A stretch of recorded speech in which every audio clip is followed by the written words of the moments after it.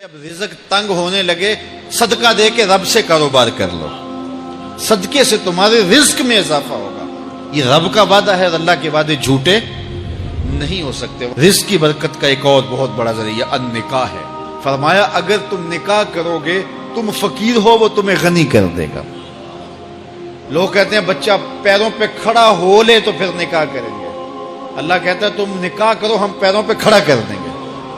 ہمارا فلسفہ اپنا ہے، اس کا حکم اپنا ہے۔ وہ کہتا ہے ابھی تو یہ اپنے لیے نہیں کماتا، تو جو آئے گی اس کو کہاں سے کھلائے گا؟ میاں جس نے آنا ہے اس نے اپنا رزق لے کے آنا ہے۔ تو بچوں کی شادیاں کرو، اگر وہ جوان ہو گئے رزق نصیب ہوگا۔ اپنے اہل خانہ کو نماز کے حکم دینے سے رزق بڑھتا ہے، کیونکہ جو صبح کا وقت ہوتا ہے یہ رزق کے بٹنے کا وقت ہوتا ہے، اور جس گھر میں صبح کے وقت لوگ سوئے ہوئے ہوتے ہیں وہاں بے برکتیاں ہوتی ہیں۔ تو طلوع فجر سے لے کر کے طلوع آفتاب تک اپنی اولاد کو، بیوی کو، بچوں کو نہ سونے دیں۔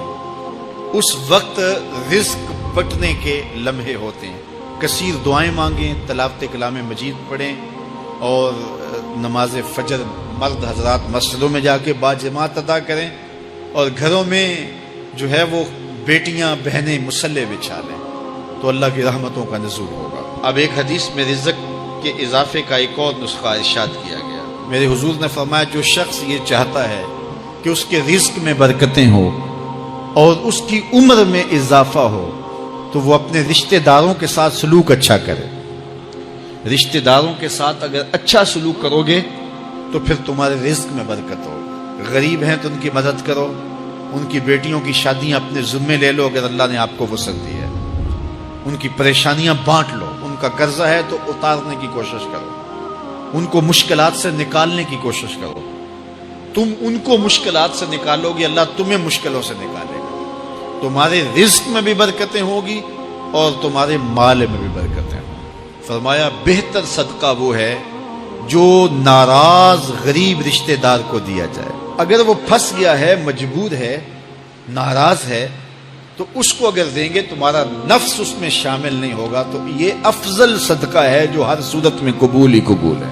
رزق کے اضافے کا ایک اور سبب الاحسان الی الضعفاء، جو کمزور لوگ ہیں ان کے ساتھ اس نے سلوک کرنا۔ الانفاق علی طلبۃ العلم، طالب علموں پہ خرچ کرنا، یہ بھی رزق میں اضافے کا سبب اور ذریعہ ہے۔ وہ حضرت بابا فرید نے کہا نا، چھٹا رکن دین کا روٹی ہے۔ گھر میں کچھ نہ ہو تو پھر نہ نماز اور نہ ہی دیگر امور کی لذت آتی ہے، تو یہ رزق فراواں اور وسیع اور مبارک نصیب کر دے اللہ۔ تو اس کے لیے ایک اور وظیفہ میں دیتا ہوں، اور وہ یہ کہ مغرب کے بعد 21 مرتبہ سورۃ الکوثر پڑھ لیں، کثرت ہو جائے گی انشاءاللہ۔ اول خدوشی پڑھ لیں، 5-7 منٹ لگتے ہوں گے، تو سورہ کوثر 21 مرتبہ روزانہ مغرب کی نماز کے بعد پڑھیں۔ اور اگر بہت زیادہ مسائل ہیں تو ہر نماز کے بعد پڑھ لیں، تو انشاءاللہ آپ دیکھیں گے کہ گھر میں برکتیں اترتی محسوس ہوں گی، انوار کا نزول ہوتے محسوس کریں گے۔ تو یہ وہ رزق کے اسباب ہے، اگر ہم اختیار کر لیں تو ہم اللہ کی خاص رحمتوں کے حقدار ہوں۔